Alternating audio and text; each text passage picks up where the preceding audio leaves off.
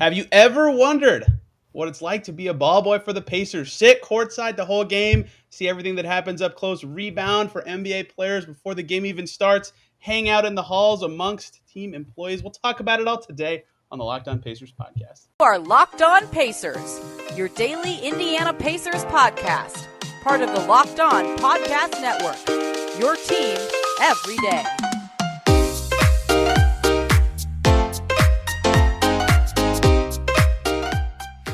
Welcome in to another edition of the Locked On Pacers podcast, where we, of course, talk about the Indiana Pacers as always. My name's Tony East. I cover the team for Forbes and the Westside Community News, and today we're doing something fun and special. Big part of the game day routine for the Pacers is having ball boys there to rebound for them, to help them through their pregame routine, to help during the game, keep on-court action flowing, and then after the game, helping out the team as well. We got one of those ball boys here to talk about the whole experience of being around the team, being one of the team and locker room attendees all season. Aaron Braaksma is here. Aaron, how you doing, man? Are you enjoying the time off away from the Pacers that you've had for now 4 months? Not at all. I'm missing the team, missing watching basketball and sitting there all game. I live, breathe basketball, so I can't wait till it comes back. You were robbed of no playoffs. I think that's an unfair part of the role you had this year. Yeah, I wish we could have kept going, but stuff happens, Stuff does happen. So I think a lot of people don't really understand the role you have, what you do every day, how involved it really is. You can only see very limited portions of it on TV. But I see you for several hours doing many different things. Can you describe your typical game day, Pacers playing at home in Gainbridge Fieldhouse, when you get there, everything you have to do and all that? So for a 7 o'clock game, get there at 3:30. So you got to pull up, get my parking pass, drive 2 lanes over, and then get in that parking garage. Then I go to the employee entrance, where I get to go down into the halls of Gamebridge that most people don't get to see. It's very cool down there. So I go to the locker room, my locker room, the ball boy locker room. Put my stuff in my locker. I'm glad you had the distinction. How big is the ball boy locker room? Not very big, but it gets the job done. So I put my stuff in there, and I walk over to the prep room where all the water, Gatorade, ice. But before that, I walk past the cameramen and the social media people. They always have to give me a hard time for something, but I love those guys. I miss talking to them. So usually I would get the mops out and the sticky pads, go set those out on the court, see what everyone else has already done. Usually I was the first one there, so nothing was done. What are the sticky pads? The things in front of the scorers tables to get the dust off their feet. Wow. I never even... Is that what they're actually called, sticky pads? They probably have a fancier name, but I just call them sticky pads. Then I go back, fill up, probably do the way cooler first, just put some Gatorade, mostly water, because NBA players like to drink a lot of water. Then for most of the season, we did backup coolers. Towards the end, we just kind of decided a box of water bottles would do, since they just like to drink a lot of water. If they had a long break from home games, we had to put those dummy coolers behind the bench, because if you didn't know, those are empty. They're actually useless. They're just there for show. I tripped over one, like my third game, and it slid like 10 feet. So that's how I found out they were empty. Towards the end of the season, they got squirt Gatorade water bottles, so we didn't have to do anything for the home team besides put it out there. Usually go back, then hydroculators, these big metal things full of boiling hot water to get the pads heated up, and most of the players don't even use them, but we still have to put those out there. Once all the court's set up, I forgot, you got to get powder. I forgot what it's called. The stuff they put on their hands so they're not so slick, and some hand sanitizer on the scorer's table. along with some tissues. Then once everything's set up, got to go to the good old laundry room. Start folding some towels, some more towels, and then some more I think I towels. saw you holding towels probably 20%, 30% of the time I actually saw you. Maybe more than It, that. it's not that bad actually. Getting to fold towels, it's kind of relaxing. Then if they do have closed walkthrough, you get to eat. If they don't have closed walkthrough, don't get to eat in the media room. We have to wait a little bit and like try to fit it in there between warm-ups being done. Um, and if they don't have close shoot around, then we get to shoot on the court for a little bit before they get out there. So that was always fun. Not getting to eat, but getting to play some basketball out there was always fun. Um, then after that, players come out, warm up. We're out there rebounding for them for a couple hours. They each have their own set times. Um, then after that, we have to go back to our locker room, put on our good old khaki pants and polo. I think we're the only team in the NBA that does that. I think that was a Larry Bird thing. And then go back out, do whatever we're assigned to, which would be water, bench, mop. That's about it. What was your favorite of those three? Um, the whole season I was terrified to do bench because I thought I would mess something up, but at the end you just stand there, grab the shirts when they come off the floor, give them the shirts when they come off the floor. So just sit down on the bench. So you just have to keep track of 5 shirts all game, and it's pretty intense stuff. Do you call it rebounding when during warmups when they make like 90% of the shots? You don't have to move. Is it really rebounding if you're not running and chasing the ball? Sometimes there's some wild shots out there, and you got to run across the court and yell to the other side so they don't get hurt. But I think it was like most, like Kiefer Sykes did like half court shots during his warmups, right? Like those could go flying. yeah, sometimes they go pretty far, but I'm pretty fast, so I think I get most of them. I saw Aaron on the move a few times this season. Um, some players have like fun pregame routines. I think Steph Curry's are very popularized. He plays every single sport during his warm up. I think quarterbacks to some assistant coaches, kicks the ball around a bunch, plays some baseball, hits threes from 700 feet away from the rim. It's ridiculous.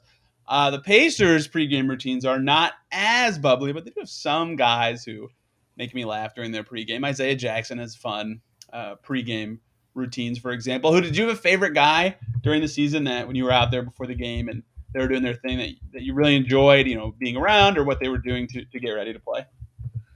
Probably have to say Goga because him and Mike had a very special connection, and they would always give each other a hard time.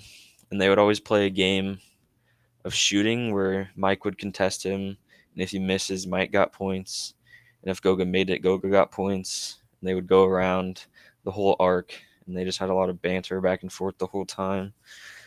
Um, yeah, like you said, the Pacers don't really have that many crazy ones, but um, I guess Buddy and Jenny, they were kind of funny together. They had a special connection, even though he got here late in the season. Mostly it's just all the players being funny. They don't really have any special things like Steph where he's doing all that wild stuff. Yeah, Pacers aren't very that crazy when it comes to pregame routines. Buddy Hield's always made me laugh because he'd start with maybe like 5 2-pointers, and then it was just threes the whole rest of the time. Like everybody kind of does a little bit of mic in or free throws or some shots from the elbow, some mid rangers. Buddy Hield maybe 2 seconds of that. Yeah. He's not interested in 2 point warmups. You were there for Steph. I think you were on Steph's side, right? For his Yes. and that was a day because he could have broke the record. He tied it in that game, right? The 3 point record for the NBA was that day.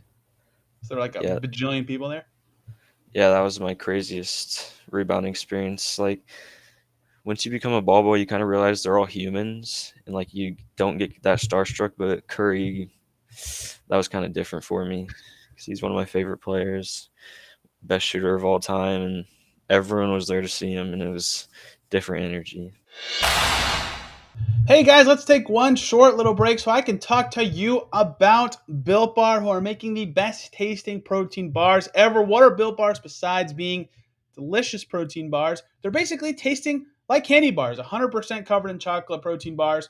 Soft, easy to chew. They come in so many awesome flavors. Something I like about them is whatever the flavor is, if it's got a coconut infusion or a fruit flavor or a sweet flavor, the texture matches the taste. Some of them are chewier, some of them are crunchier, and they're all delicious. Their newest flavor, cookie dough chunk puff. They've got actual chunks of cookie dough in there, marshmallow infusion, chewy texture, 100% covered in chocolate. Like I said, absolutely delicious. And it wouldn't be great if they were just tasting like a candy bar. They're also healthy, 160 calories and a whopping 15 grams of protein in one bar. It's a good snack. It's a good meal replacement. However you want to eat them, go ahead. They've got a mixed pack with a bunch of their most popular flavors if you want to try them. So go to built.com. Use the promo code LOCK15 when you check out. You'll get 15% off your order. That promo code again is LOCK15 for 15% off at built.com. I remember people coming out and talking to me and being like, it blows people's minds still that people come to watch warmups. Like they, you know this, but for those who don't or have never been to Gamebridge, they open the doors for fans about six ish, and you can come in and there's some players who warm up till about, I don't know, you would know the exact times better than me, but like 6:15, 6:30, and Steph warmed up at like 6:10, so fans could be there. And there were some there already. Like if you know somebody, you can get in earlier. But either way, his was public, and like two whole sections were filled for this, for him just warming up. All he was doing is shooting, and people were going nuts when he would like, he does that thing every game where he shoots it from the side tunnel, or he's playing quarterback with, I think Draymond was doing something on the side. Like it was ridiculous. And people would come out of the tunnel who like worked for the Pacers and were like, man, I can't believe people like watching warm-ups.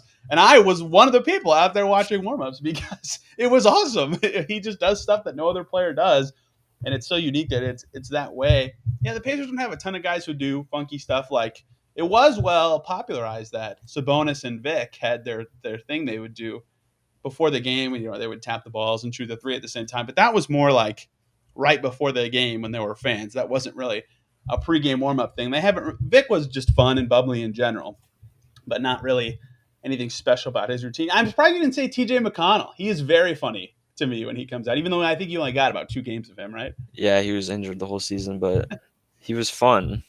The whole team was fun. They have good camaraderie. They had good vibes all year. Jenny was funny with everybody that she would work with pregame to me. Like I think she had an inside joke with every player to some extent. And a handshake. And handshake, that's right. Her one with Isaiah was so long. That's why I remember him being a guy with a long and fun warm up. So you talked about the roles that you guys can have during games, bench, mopping, whatever. You get to sit really close. So first of all, I have a question about the mopping, and second of all, I have just a general thought. So do you know where to go? Like are players like the sweats right here, or do you just have like a route that you do every time? Or is it Well, both? funny story. The first game I worked, they threw me on mop, no training. I was terrified to run on the court, and it was against the Heat. And they're a gritty team, so they were diving on the floor and stuff, so it was getting pretty sweaty. But I didn't know I was allowed to run onto the court. So I thought I was just supposed to mop after free throws, but I was allowed to run on during the game, and the players kept slipping. And PJ Tucker slipped, and I thought he got hurt, and it was the most terrifying moment of my life. And Of some all of the the play, people too, a very yeah, intimidating player. and some of the players were like, yelling at the refs that they need to get the floor not so wet, and it is so dangerous, and it was my fault, and it was absolutely terrifying. So you don't, you just do the whole, like I know you do the lane because they're all standing there all the time, but like you just know where to go basically. When someone slips on a spot, you go there. If somebody slips, laser focus on there, and wait for them to get to the other side, and then you sprint to it. I think it was the Timberwolves. There's that clip of Jordan McLaughlin smoking a layup because of a mop guy this year. I'm always like, Oh, man, I that has to was be. so scared that was going to happen to me, but I had to go fast. So you're 2 feet from the floor when you're doing that, and when you're by the bench, you can hear everything. What like stood out to you being that close to a game that you like learned about the team, learned about the NBA, or just in general, you're like, oh my gosh, NBA basketball is totally different when you're this close. That stood out to you. Yeah, being courtside, you realize how loud it is down there. All the fans cheering, the unnecessary music during the game. Whoa, whoa, Uh, whoa! It's all part of the experience. And um, I wouldn't be able to be an NBA player because I'm not that good at basketball. But also being down there with it's that loud, I would not be able to focus at all. I don't know how they do it, but I don't even know how they hear each other because I can barely hear myself thinking down there. Um, and the other thing I was gonna say is I noticed that you have a doppelganger that has courtside season I tickets, do. and he talks Oh, trash to all the players. are you sure it's not me? I I have to do a double take sometimes because I think it's you. You definitely saw me on my in my backpack every game, so it was not me. But that is funny. I did not know that. No one said that to me. The only person that anyone has ever said I had a doppelganger for at a Pacers game, you know who it is? No. It was Doug McDermott. Oh, yeah, that makes sense. Besides that, he's 10 inches taller than me. People would always be like, "You kind of look like Doug McDermott." I'm like, "No, I don't at all." But anyway, that's the only one I've gotten before. Yeah, when I would stand at Mad Ants games, we get to sit like right next to the floor. Fever games wise, right next to the floor. What always is interesting to me is how they're able to hear coaches. Because you talked about how loud it is, but like when Carlisle calls a play from the sidelines, I'm always amazed that a player who's like seeing where 8 other guys are moving and the crowd is really loud can like hear what he says perfectly and call a play. I was like, how can they hear that? How can they do that? I don't know. It's not even Carlisle that's yelling. The whole coaching Right. staff's yelling, and they somehow hear every single one of them, and it's just wild to me. It's even louder during timeouts when they're actually drawing up plays and trying to communicate. Yeah, during timeouts, I'm standing there, and I can barely hear them talking. You're on the bench basically. Yeah. What do most players do like on the bench during a game? They just yell, make it happen. Um, Not really. Sometimes they would if we were like down by a lot, but they were mostly calm, listen to the coaches, and get back out there.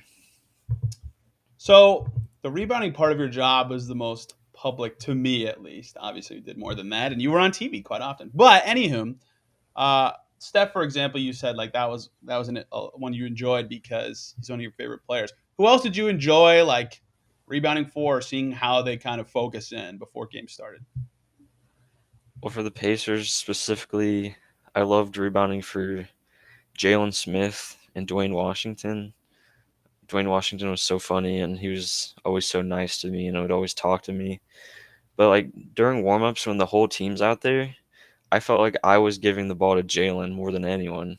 Like Jalen was standing there calling for the ball, and I would be the only one to pass it to him. So I felt like we had a special connection there.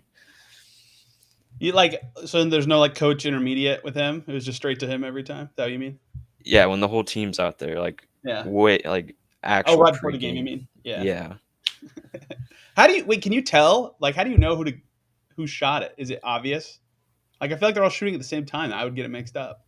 yeah, but he's just standing there waiting for a ball, and nobody is giving him one. So I made it my mission to give Jalen Smith the ball every time.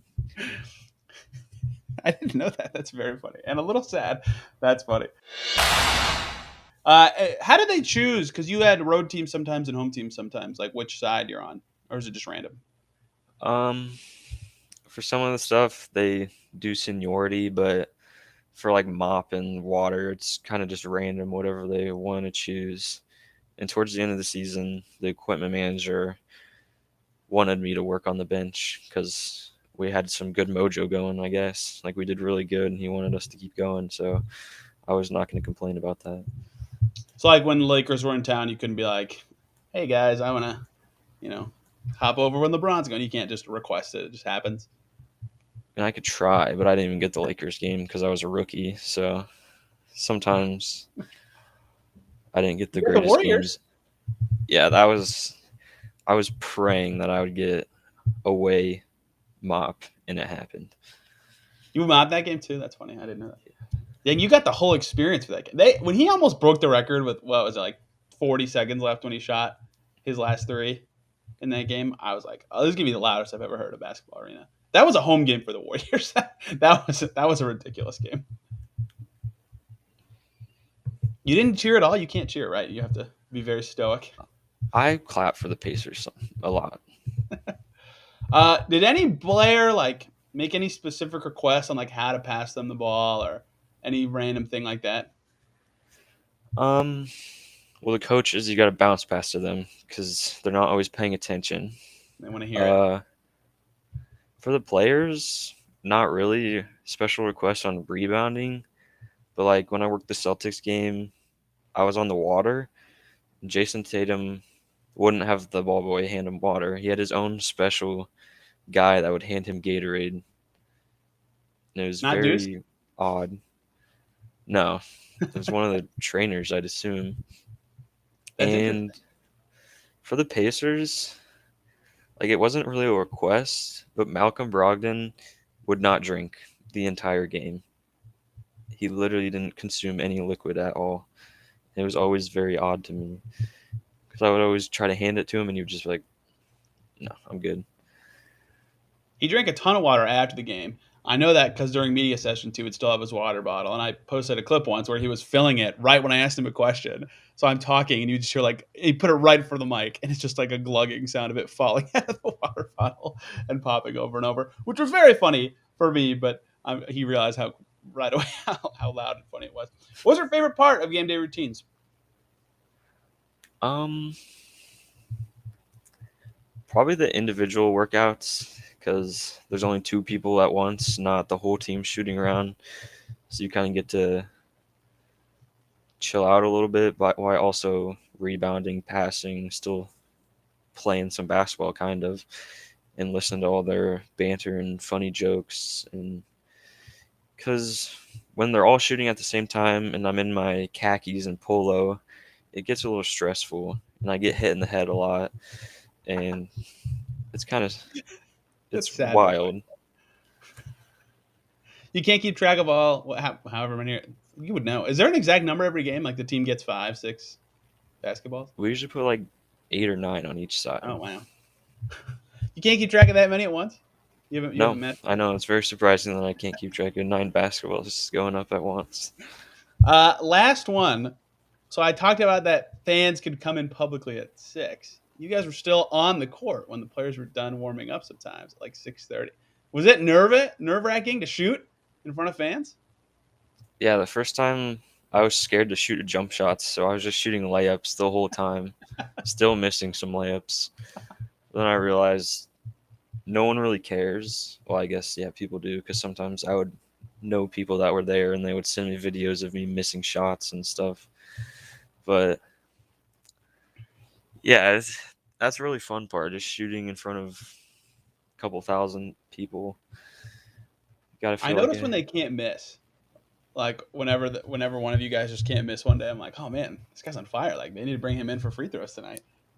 at one Who's the time I made you? like 12 in a row. I don't want to toot my own horn or anything. 12 free throws. Did anyone see KP was this? Is there standing any right proof of there it? and he didn't Who? offer me a contract. I was kind of disappointed. Oh man, I was right there. I could have covered the event. Got you a try with the Mad Heads or something. I don't know. You could go this year. I might have to. Aaron will be back with the Pacers this coming season. So perhaps some news stories to tell about a younger team filled with more youth and pizzazz and more jokes and a lot of the same players. And you'll be there to make sure Jalen Smith gets his warm up because he will be back with the Pacers. Aaron, thank you very much for the time. You don't tweet about the Pacers anymore. So I don't really know if I should tell people to follow you on Twitter or not, but he's on Twitter at Naptown Hoops. Do you have anything you want to plug here? Um, I tweet random stuff on my Twitter. I can't recommend you to follow me, but if you want to, I can. I can't complain. I will. I'll do that. This podcast is on Twitter at Locked On Pacers and me at T East NBA. Tomorrow, we're talking about a new Pacer that has not been covered hardly at all. Daniel Tice. I finally got to talk to Aaron Neesmith about him a little bit, so I have some thoughts from him where Tice can help this team, what his role might be if he actually plays. So if you want to hear that, stick around tomorrow. We'll be talking all things Tice. Thanks everybody for listening. Have a great day, and we'll see you then.